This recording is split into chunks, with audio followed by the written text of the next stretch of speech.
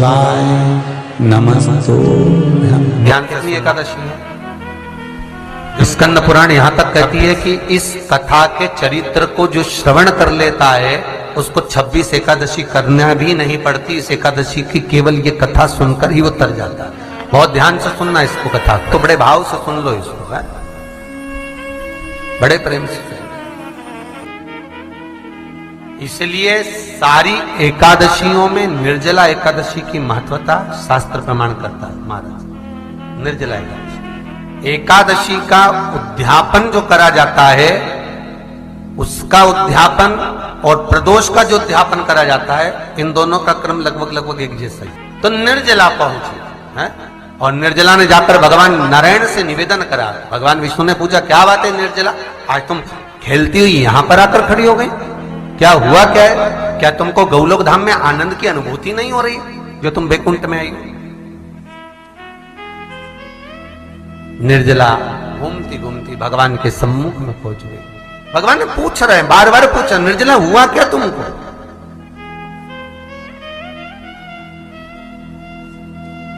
ए निर्जला, ए एकादशी, हुआ क्या है तुमको? क्या कारण है तुम्हारे यहां आने का, वैकुंठ पहुंचने का?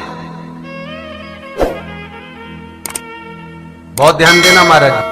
शास्त्र कहता है सोमवार, मंगलवार, बुधवार, गुरुवार, शुक्रवार, शनिवार, ये देवता वो देवता सबके व्रत कर लो, सारे व्रत कर लो, पर ये व्रत आपको परमात्मा के धाम तक लेकर नहीं जा सकते, क्योंकि इनका जो पुण्य है वो मृत्यु लोक में आप थोड़ा सा भी गलत करते हैं तो पुण्य समाप्त हो जाता है।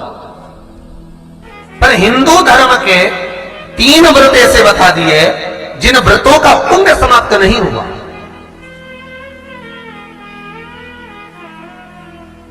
हिंदू धर्म के 3 व्रत ऐसे हो गए जिनका पुण्य समाप्त नहीं हुआ महाराज।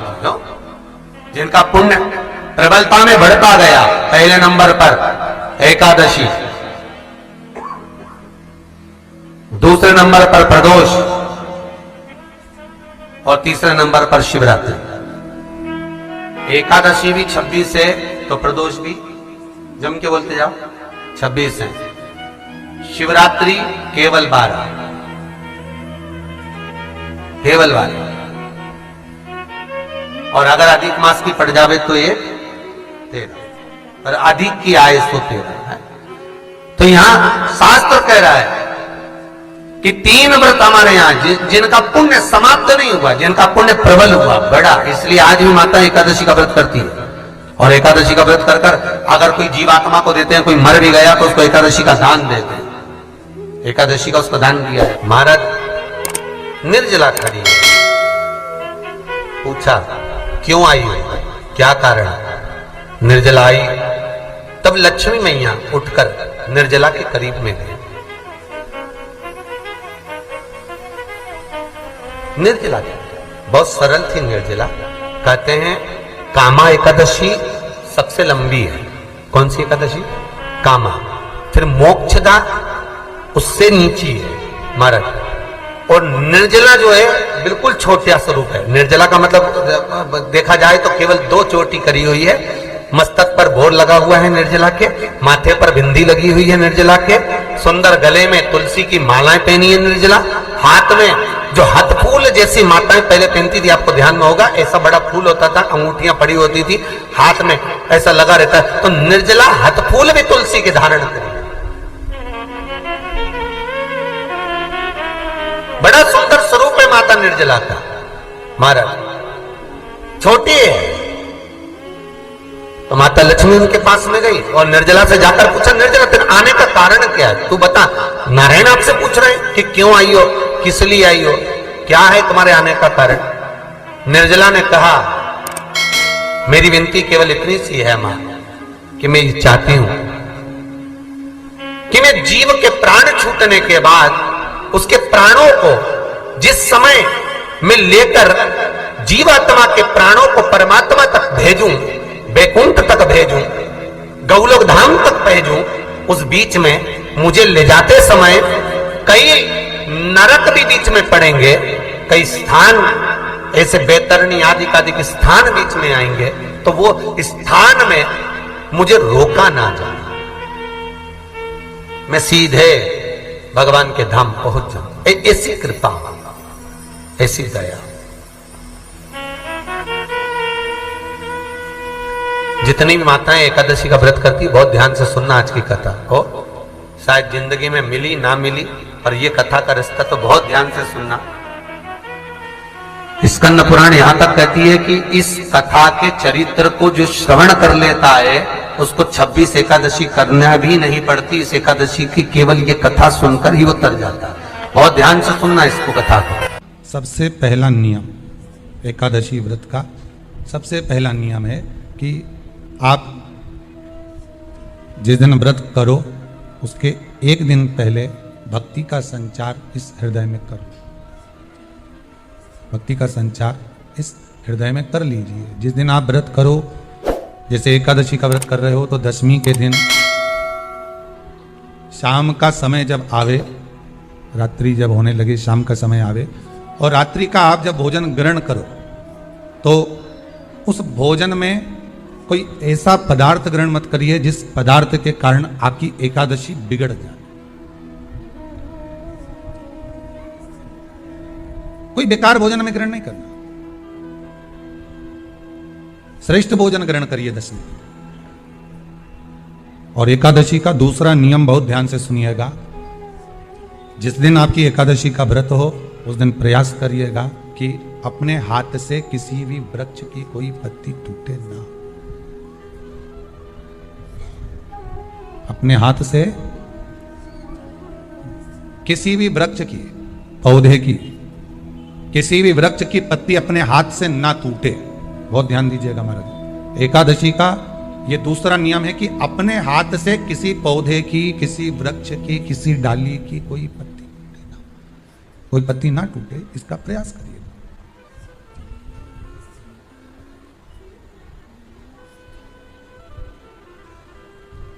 कितना सुंदर व्याख्यान कहा है, कितना सुंदर वर्णन है महाराज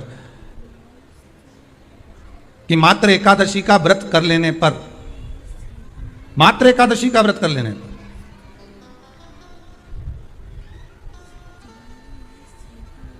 जो पूर्व में किया गया हमारा पाप कर्म है, हमने किसी जीव की हत्या करी है, हमने किसी को कष्ट प्रदान करा है, हमने किसी को अपशब्द कहा है, हमने किसी को ताने दिए, हमने किसी को आड़ा टेढ़ा कहा है, हमने किसी को गालियां दे दी है, मात्र एकादशी का व्रत ही कर लेने पर ये सारे जो दोष हैं वो समाप्त हो जाते हैं।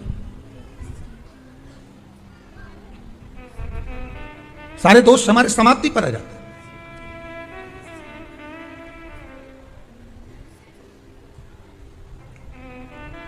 अब एक विचार करिएगा थोड़ा सा अपने मन में, अपने चित्त में, अपनी वृत्ति में एक बात उतारिएगा। एक अपने मन में एक बात को उतार कर रखिएगा कि आप अपने पाप को, अपने पाप कर्म को जिस दिन क्षीण करने वाले हो, समाप्त करने वाले हो, अपने पाप को आप जिस दिन समाप्ति पर लेकर जा रहे हो तो उसके एक दिन पहले आपको प्रसन्नता होना चाहिए कि नहीं होना चाहिए कि कल मेरा पाप कटने वाला है, कल मेरा पाप समाप्त होने वाला है। जो मैंने पाप कर्म करा है वो समाप्त होगा, जो मैंने पाप कर्म करा है वो कल समाप्त हो जाएगा। तो एक दिन पहले आपके चेहरे पर प्रसन्नता हो कि ना हो?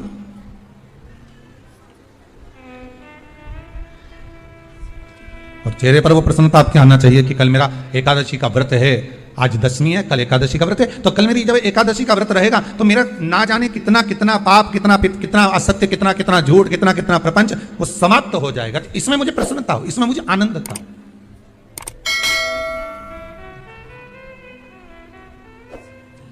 तो क्या कहा गया कि प्रयास करिएगा कि एकादशी के दिन कोई वृक्ष की, कोई डाली की, कोई कोपल की कोई पत्ती ना तोड़ी जाए। क्यों?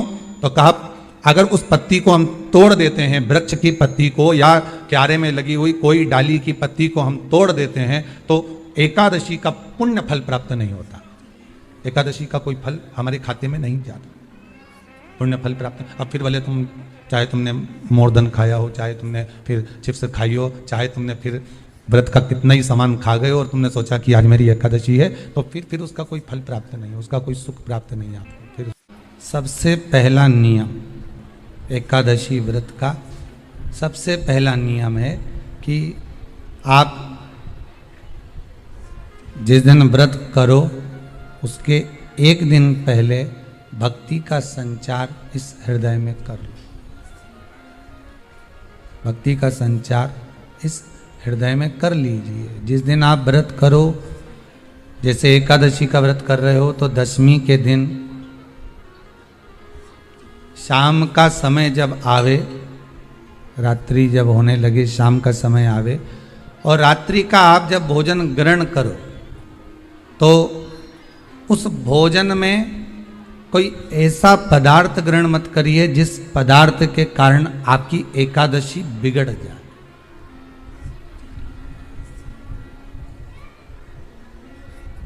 कोई बेकार भोजन में ग्रहण नहीं करना, श्रेष्ठ भोजन ग्रहण करिए दशमी के।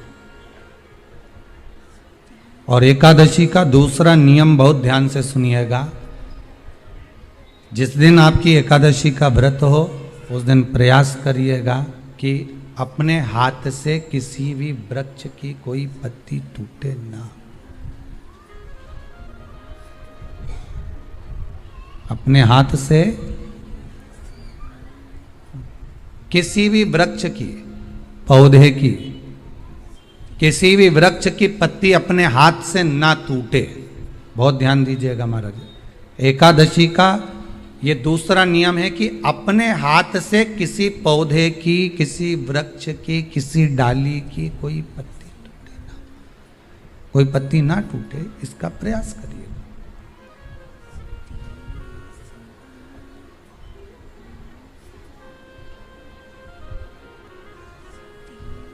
कितना सुंदर व्याख्यान कहा है, कितना सुंदर वर्णन है महाराज कि मात्र एकादशी का व्रत कर लेने पर, मात्र एकादशी का व्रत कर लेने पर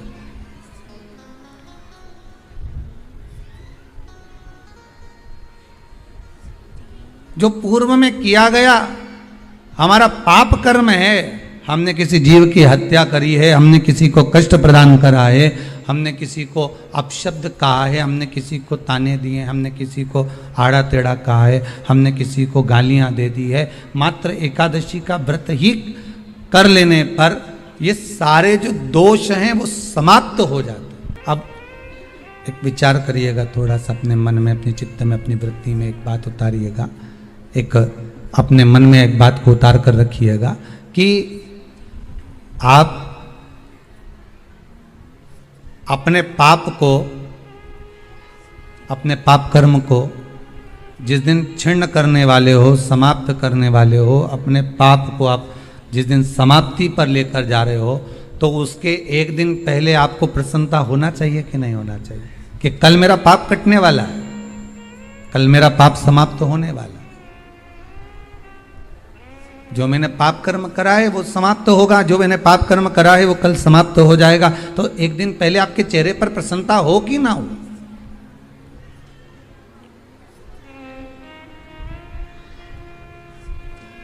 और चेहरे पर वो प्रसन्नता आपके आना चाहिए कि कल मेरा एकादशी का व्रत है, आज दशमी है, कल एकादशी का व्रत है, तो कल मेरी जब एकादशी का व्रत रहेगा तो मेरा ना जाने कितना कितना पाप, कितना असत्य, कितना झूठ, कितना प्रपंच वो समाप्त हो जाएगा। इसमें मुझे प्रसन्नता हो, इसमें मुझे आनंदता हो। तो क्या कहा गया कि प्रयास करिएगा कि एकादशी के दिन कोई वृक्ष की, कोई डाली की, कोई कोपल की कोई पत्ती ना तोड़ी जाए। क्यों? तो कहा अगर उस पत्ती को हम तोड़ देते हैं, वृक्ष की पत्ती को या क्यारे में लगी हुई कोई डाली की पत्ती को हम तोड़ देते हैं तो एकादशी का पुण्य फल प्राप्त नहीं होता, एकादशी का कोई फल हमारे खाते में नहीं जाता, पुण्य फल प्राप्त। अब फिर भले तुम चाहे तुमने मोरधन खाया हो, चाहे तुमने फिर चिप्स खाई हो, चाहे तुमने फिर व्रत का कितना ही सामान खा गए हो और तुमने सोचा कि आज मेरी एकादशी है, तो फिर उसका कोई फल प्राप्त नहीं है, उसका कोई सुख प्राप्त नहीं है आपको, फिर उसका कोई आनंद प्राप्त नहीं है आपको, तो उसमें कोई आनंद की अनुभूति आपको नहीं मिल रही।